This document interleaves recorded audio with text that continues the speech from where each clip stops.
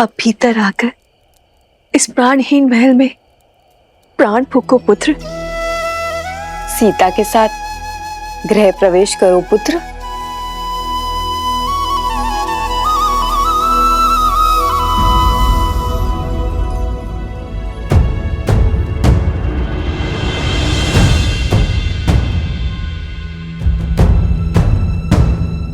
क्या हुआ पुत्र?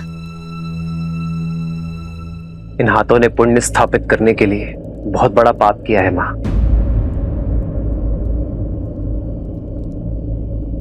रावण का वध कर ब्रह्म हत्या के पाप से मलिन हुए। केवल आपकी आरती से ये शुद्ध नहीं होंगे मां।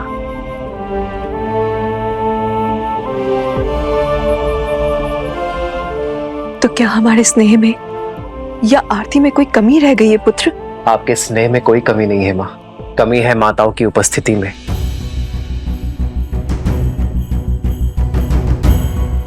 आरती करने वाली एक माता के ना होने में है।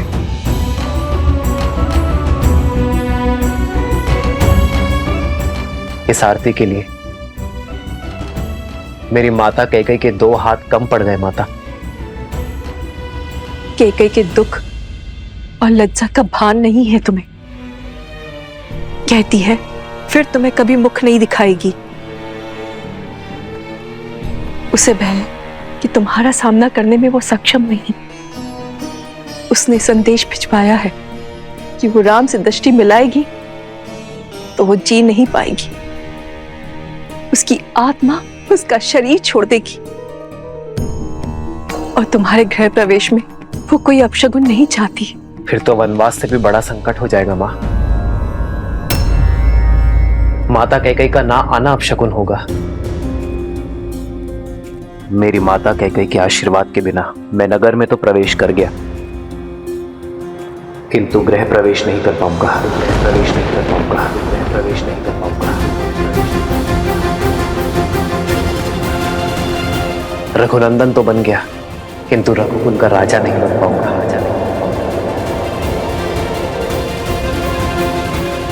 मैं अपनी माता कैकेयी के बिना घर प्रवेश नहीं करूंगा। मैं प्रवेश नहीं करूंगा।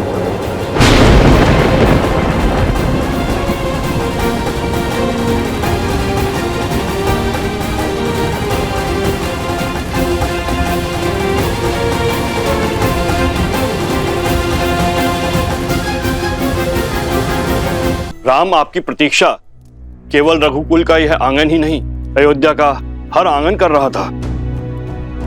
प्रजा की प्रतीक्षा को परीक्षा में न बदलो पुत्र, आगे बढ़ो। माता कैकेयी की उपस्थिति के बिना कैसे आगे बढ़ूं आचार्य? जिस माता ने बालपन से अपने हृदय में बिठाया,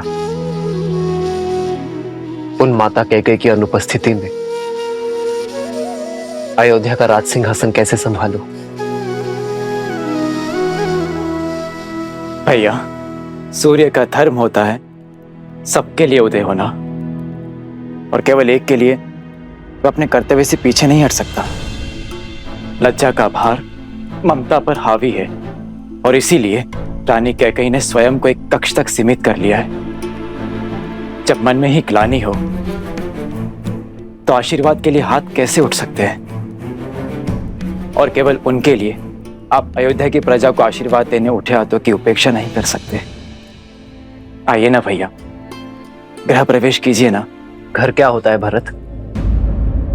दीवारें, छत, या वो आश्रय जो सुविधाओं से तो भरा है, किंतु उसमें प्रेम का वास नहीं। घर का प्रारंभ होता है मां से, और यदि माता का मन ही अशांत हो तो घर शांत कैसे हो सकता है भरत?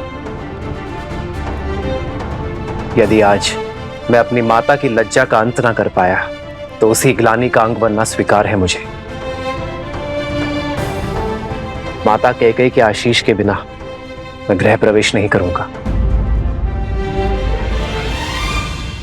राम, तुम्हारे कर्म और विचार दोनों शुद्ध हैं। तुमने अधर्म का अंत कर धर्म की ध्वजा लहराई है। संसार का तारक स्वयं ग्लानि के सागर में कैसे डूब सकता है? किस काम के मेरे वो सुकर हो जो मेरे माता के मन की पीड़ा न हर सके। जो माता की पीड़ा न समेट पाया वो प्रजा का कष्ट कैसे हर पाएगा आचार्य? श्री राम उचित कह रहे हैं आचार्य। इस समय पुत्र का कर्तव्य राजा के दायित्व से बड़ा है।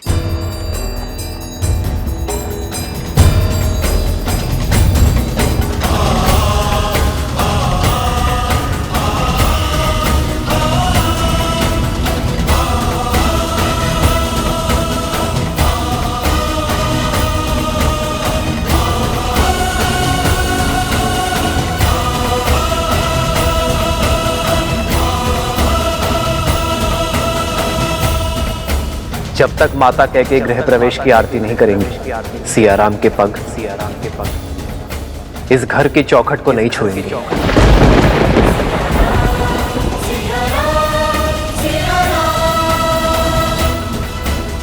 हमें महारानी कैकेयी को बुलाना ही होगा, अन्यथा सूर्यवंश, सूर्य सा तेजस्वी राम खो बैठेगा।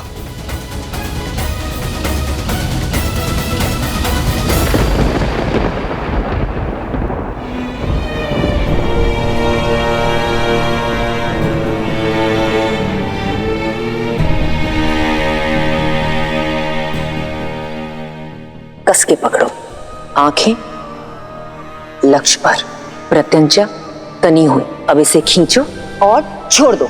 और कब तक आप अयोध्या के आकाश पर शोक का मेघ बनकर छाई रहेंगी? कब तक आप अयोध्या के आनंद पर ग्रहण बनी रहेंगी? वर्षों के बाद दुख की धरा पर सुख की किरण पड़ने ही वाली थी। राम भैया अयोध्या में पग धरने ही वाले थे, किंतु वे द्वार पर खड़े केवल आपकी हट के कारण। महारानी, सही कहा तुमने। अपने कुकर्मों का भार अपनी मृत्यु शैया तक ढोऊंगी मैं। अपने एक पुत्र को सिंहासन पे बिठाने की चेष्टा में मैंने अपने दूसरे पुत्र को वन की अग्नि में झोंक दिया। अब शकुन का दूसरा रूप हूं मैं। राम के आने की शुभ घड़ी को अपनी उपस्थिति से मैं अशुभ कैसे कर दूं? कैसे दृष्टि मिलाऊंगी मैं अपनी राम से? कैसे? आपका दुख, आपका पश्चाताप ना ही आपके द्वारा किए गए कुकर्मों को मिटा सकता है और ना ही आपके प्रति राम भैया के प्रेम को। आपने चाहे जो भी अनिष्ट किए, किंतु भैया सदा आपको अपनी माता मानते हैं। आपसे जो भी अपराध हुआ वो क्षमा योग्य तो नहीं, किंतु आप अपनी ग्लानि की अग्नि में राम भैया के आनंद के वेला को नहीं झुलसा सकती। किंतु राम भैया अडिग है कि जब तक आप उनकी द्वार पर आरती नहीं उतार देती, तब तक वो ना ही भीतर आएंगे और ना ही राज्याभिषेक करवाएंगे। चलिए, ईश्वर के लिए चलिए। मैं नहीं आ सकती। कैकेयी की राजकुमारी शक्तिशाली थी, किंतु अपने पुत्र के लिए श्राप लेने वाली ये अभागन मां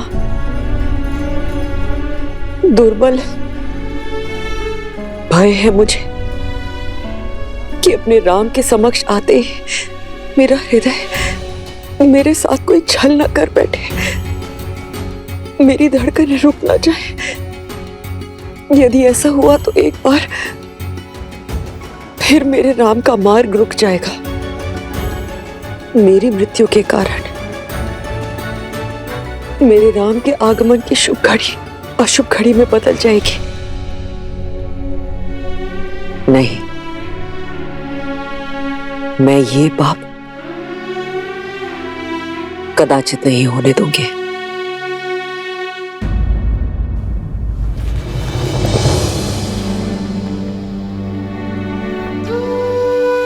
आज प्रेम के आगे ग्लानि को झुकना ही होगा। आपको चलना ही होगा।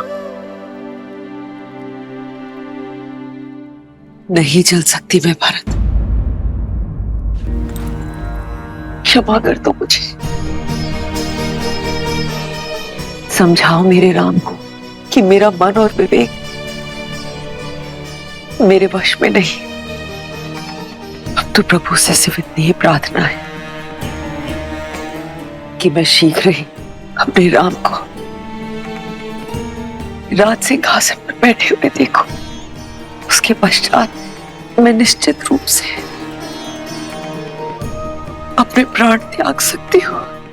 उसके पश्चात मैं तुम्हारे पिताश्री से क्षमा मांगने परलोक जा सकती हूँ। कदाचित तभी मेरी आत्मा को शांति मिलेगी। क्षमा कर दो भरत, क्षमा करो। निर्बलता के इस क्षण में कैकेयी को विश्वास दिलाने का बल देना नारायण, कैकेयी को राम की दृष्टि मिलने का संबल और उसे आशीर्वाद देने का साहस देना। राम के लिए, अयोध्या के लिए कैकेयी का चित्त शांत करना होगा आपको।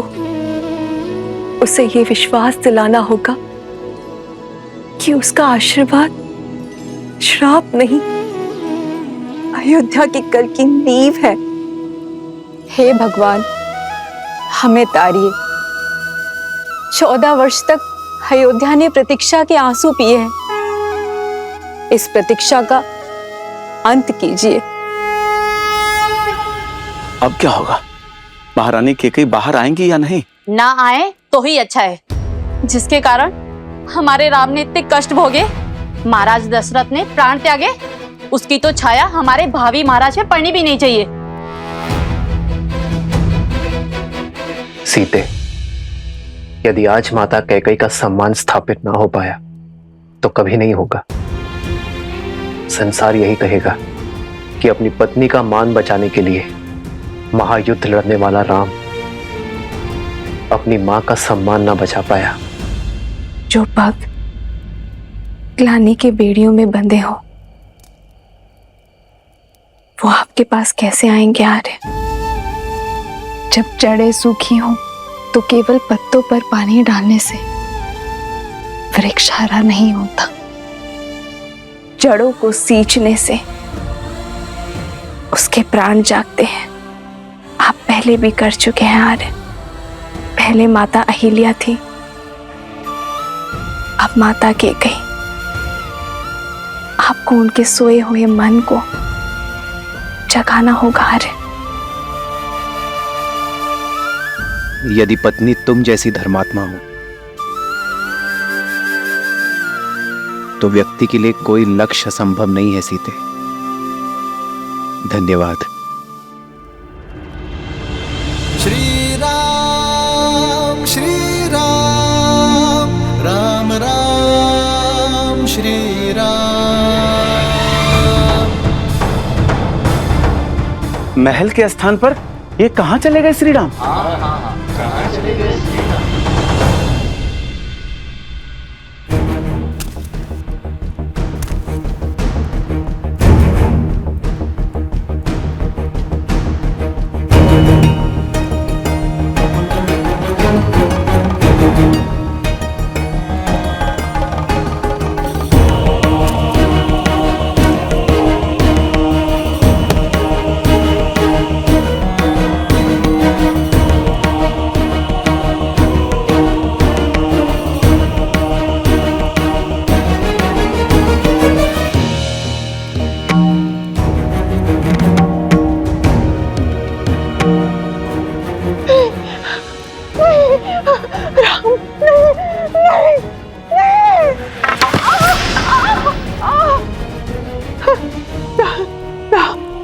राम, क्षमा करें श्री राम, क्षमा करें।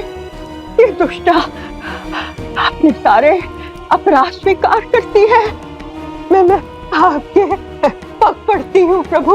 मैं पहले बहुत दंड भुगत चुकी हूँ, मुझे और दंड मत दीजिए, और दंड मत दीजिए। नहीं नहीं नहीं राम, नहीं नहीं।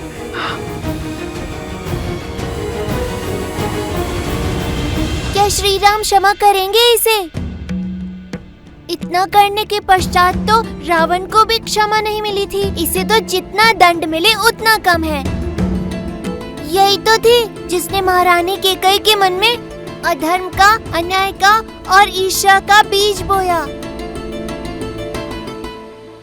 प्रिय गणेश, माना कि मंथरा के बोल ही श्री राम के कष्टों का कारण बने, परंतु श्री राम ये बात भली भांति जानते हैं, क्षमा परमो धर्म, क्षमा ही सबसे बड़ा धर्म है।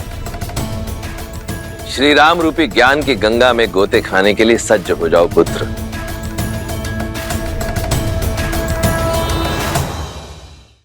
जिसे भय मार रहा हो उसे और क्या दंड दिया जाए? आपका भय ही आपका दंड है मंत्रा।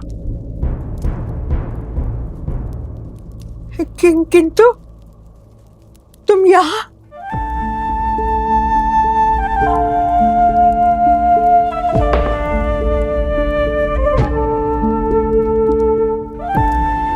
मैं आपको क्षति पहुंचाने नहीं, मुक्ति दिलाने आया हूं। कैसे नर हो राम? मुझ पर क्रोध नहीं आता? अयोध्या के 14 वर्ष के दुष्काल का कारण हूं मैं। तुम्हारे वनवास का कारण महाराज दशरथ की असमय मृत्यु का आधार हूं मैं। मेरे इन अपराधों को दंड देने का मन नहीं चाहता। आपने कुछ नहीं किया मंत्रा, ये तो नियति थी, समय था जो ऐसा चाहता था। आप तो केवल निमित्त है मंत्रा। यदि आप नहीं करती तो कोई और करता, किंतु होता यही, ये राम वनवास ही जाता।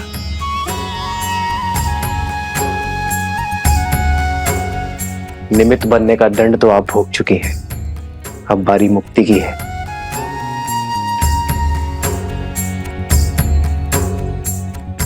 आइए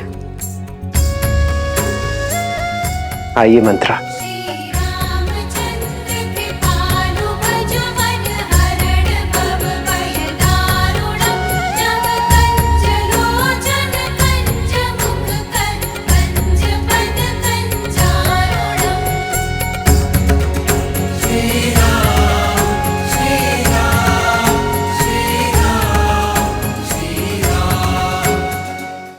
राम राजा बनने वाले हैं।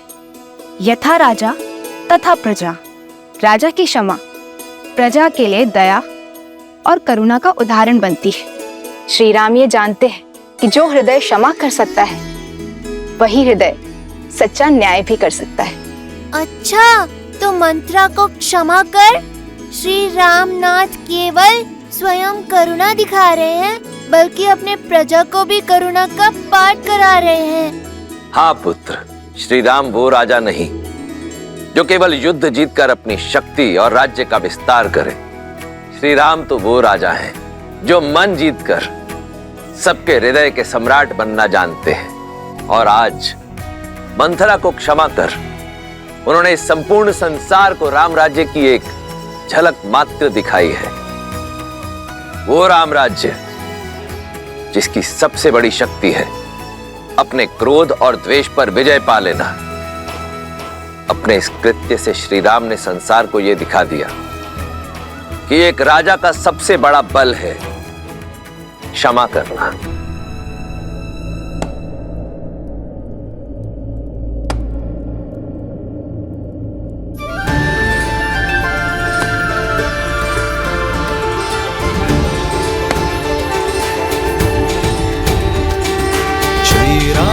चंद्र कृपालु भजु मन हरण भव भय दारुणम नव कंज लोचन कंज मुख कर कंज पद कंजारुणम कंदर्प गणित अमित छवि नव नीला नीरज सुंदरम पट पीत मानहु तड़ित रुचि सुचि